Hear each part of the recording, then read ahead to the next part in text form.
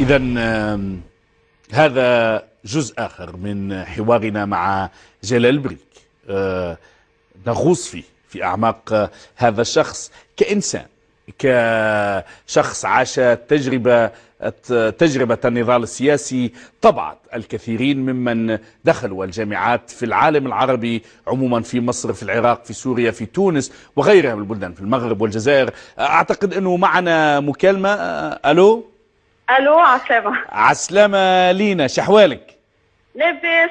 إذا معنا لينا مهني، ناشطة حقوقية معروفة جدا. قبل الثورة عندما صمت الكثير تكلمت هذه الشابة المناضلة. أهلا بك كصوت حر.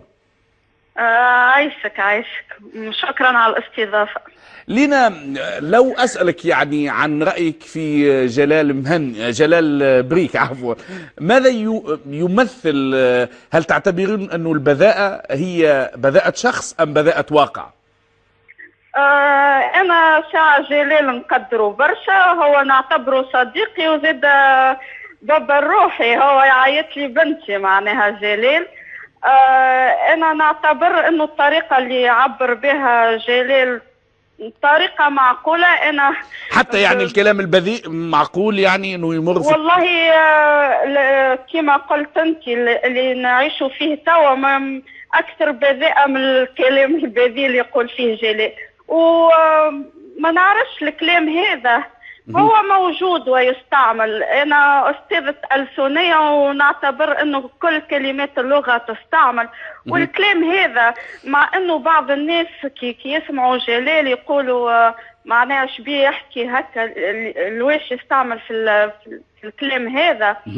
هما يستعملوه يوميا. الكلام هذا نسمعوه في الشارع، في المعاهد، في الجامعات، في الأسواق، في المستشفيات. يعني أنا نعتبرها نوع من السكيزوفرينيا، أنه نفس الناس اللي تستعمل الكلام هذا كي ترى جلال يتكلم تعيب عليه. هذا ما نعرفش. أنا اللي ما يعجبوش الكلام هذاك في عود يتهجم على جلال ما يسمعوش، ماكش مجبر باش تسمعوا أنت. أنا حاجة كي ما تعجبنيش ما نسمعهاش وما نشتمش الإنسان اللي يختار الطريقة هذيك في التعبير. هو حقه باش يعبر، اختار الطريقة هذيك، الطريقة في التعبير. إذا خلينا نخرج من إطار التقييم الأخلاقي للكلمات، وأنت كما أشرتي أستاذة اللغة وأستاذة في الألسنية مختصة. هل تعبر بذاءة جلال أو قوة اللغة المستعملة يعني عن ردة فعل، أم هي تحيز لمن لا صوت لهم؟ والله أنا أرى أنه معناها طريقة جلال هي طريقة اختارها للتعبير عن الناس اللي ما عندهاش صوت. وكما قلت لك جلال يوصف الأوضاع كما هي عليه بالصورة الحقيقية. الوضع سيء جدا، الوضع بذيء جدا، ومن حقه أن يستعمل العبارات البذيئة للتعبير عن وضع بذيء. لينا، أنت يعني معروف نضالك ومشاركتك في الثورة. هل ما زلت أحيانا متمسكة بالتسمية ربيع تونس، ثورة الياسمين؟ هل أنت متفائلة؟ أنا في الحقيقة أرفض هذه التسميات ورفضتها من البداية. أنا طبعا ما زلت متفائلة. من منا كان يعتقد أن بن علي كان سيرحل بتلك السرعة يعني عندما بدأت الأحداث. ولو لم أكن متفائلة إلى اليوم، ولو كنت قد فقدت الأمل يعني لكنت لا أدري، لانتحرت مثلا أو أي شيء ما نعيشه من أوضاع. ولكن بوجود أناس ما زالت تتكلم وأناس ما زالوا يخرجون إلى الشارع ومجتمع مدني يقظ، أنا ما زلت متفائلة. لينا، لو أقول لك أنه زين العابدين بن علي في منفاه يستمع إلى هذا الحوار، ماذا لو عندك هذا التأكيد أنه بن علي يستمع ويشاهد في هذه الحلقة، ماذا تقولين له بعد عامين؟ ماذا أقول؟ أنا لا أخاطبه مباشرة فهو لا يعنيني، ولكن أنا سعيدة لرحيله.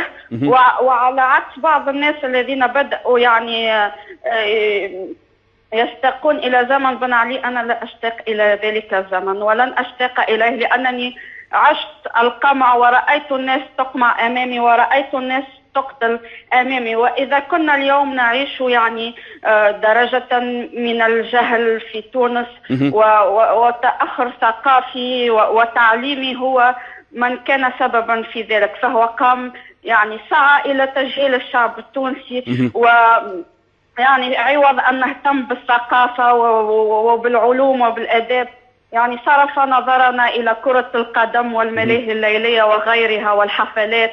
وما نعيشه اليوم هو نتيجة السياسة التي انتهجها. هو ارتكب جرما كبيرا في حق الشعب التونسي، وأنا شخصيا أعتبر أنه يجب أن يجلب إلى تونس وأن يحاكم وأن يدفع ثمن ما قام به.